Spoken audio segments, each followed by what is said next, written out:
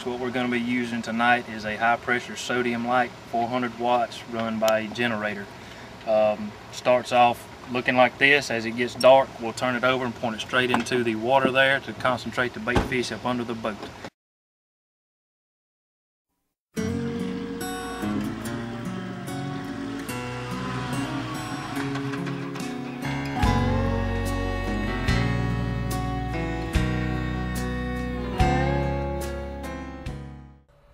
We'll be fishing tonight in about 142 feet of water, just about 100 feet over the tops of some trees. Lance anchors off the edge of the tree line just at the channel, hoping to entice these stripers out of the trees.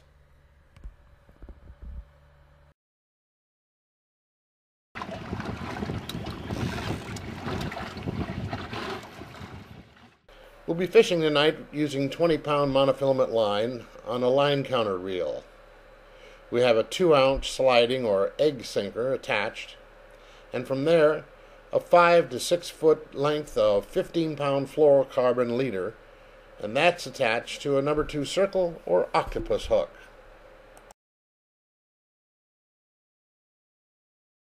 I put one on each side of the boat in the very front and then 4 around the back corner of the boat, and they hardly ever get around each other. We'll be putting blueback herring in a 30-gallon insulated tank using a cap full of bait saver, 4 cups of non-iodized salt, and if you're going to cool your tank down, just use 1 ice handful at a time. Use white netting for bait handling and always net just 1 bait fish.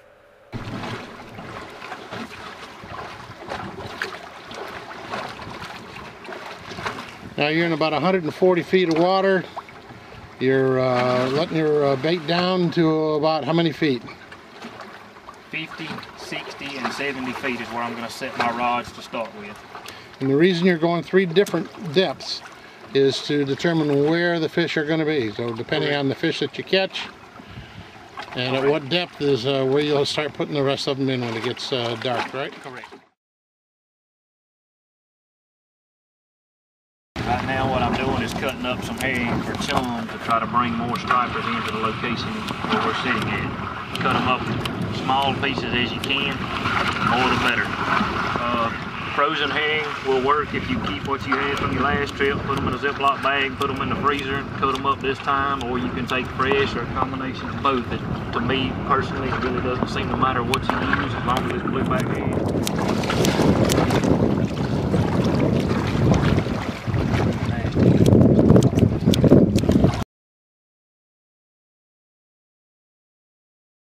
The 2-cycle generator, not the quietest thing in the world, but it runs very well. 1,000 watts, pushes 400 watt light bulb, and a full tank of gas will give you about 5.5 hours run time for 1 light.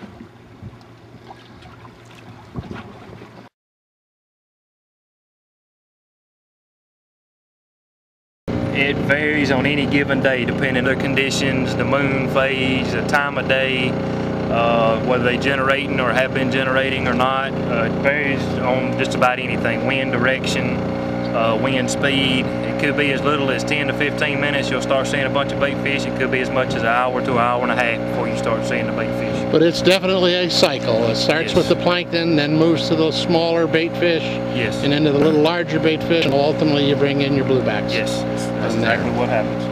Now, when there's a moon out, how difficult is that? Does that create a competition between your light and the moonlight? Yes, it does. It makes it very difficult when the moon is getting closer to full. The week or so before and after the full moon is very tough fishing sometimes. But if you'll start out with your light before it ever gets completely dark, before the moon starts coming up over the trees, it seems to be a lot easier to get the bait fish up to you than it would be if you come out here at 10, 11 o'clock at night to get started. Once the moon gets up there, it's hard to compete with them. But if you get started before the moon does, it's generally a lot easier to do. Now, once you get the bait fish coming up underneath you, do you ever pull up the anchor and start drift fishing? And if so, does your bait come along with you? Personally, I don't pick up the anchor and start drifting like that, because once I've spent the time to get set up where I'm at, get the chum in the water, get the bait fish where I'm at, I like to stay right there and give it at least 2 to 3 hours to see if the fish are going to bite there before I do anything else. I may vary the depths at which I have my bait. Sometimes I may take a bait and cut it in half and drop down there to see if they want to bite that. I'll do basically the same thing as power reeling. I'll watch them on the depth finder and drop the bait down in their face and then reel it up away from them. Pull on the lines. I do all kind of things to try to get the fish to bite while I'm sitting out here. But I generally do not move in less than 2.5 to 3 hours. Sometimes it's a lot longer than that. All right. And you say that's some bait fish that are already starting to come up. It's going to be those little 3/4 inch, about 6. And this little cloud right in here at 50 foot is going to be a little bit bigger bait fish, but they're not real big yet. And we're going to keep watching this screen as time goes on, and we're going to see how it changes over time.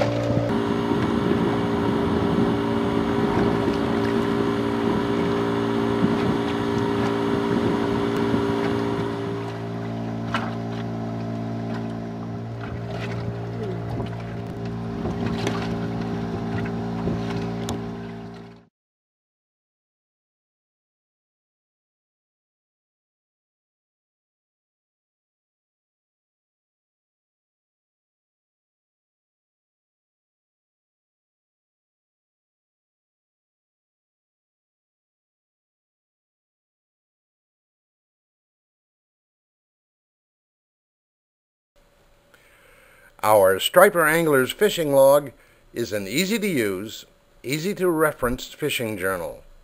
This comprehensive log can improve your fishing success and productivity by putting key information at your fingertips where it can help you catch more fish. Keep a detailed record of when, where, and how fish are biting. Observe and follow patterns. Build a knowledge base that can help you predict when and where the fish will be biting. Identify successful fishing methods. Track and record catch history such as location, weather conditions, barometric pressure, wind strength, speed, direction, air temperature, water conditions, water levels. This exclusive CD that runs 20 minutes will play on any Windows-based computer. Learn about spawning activity, what happens in a hatchery, striper growth rates, plus many, many more interesting facts about Meronis saxatilis. This log will keep information on more than 400 fish and up to 50 fishing trips, with plenty of refills available. Call 770-617-0037 and you'll pay no shipping charges.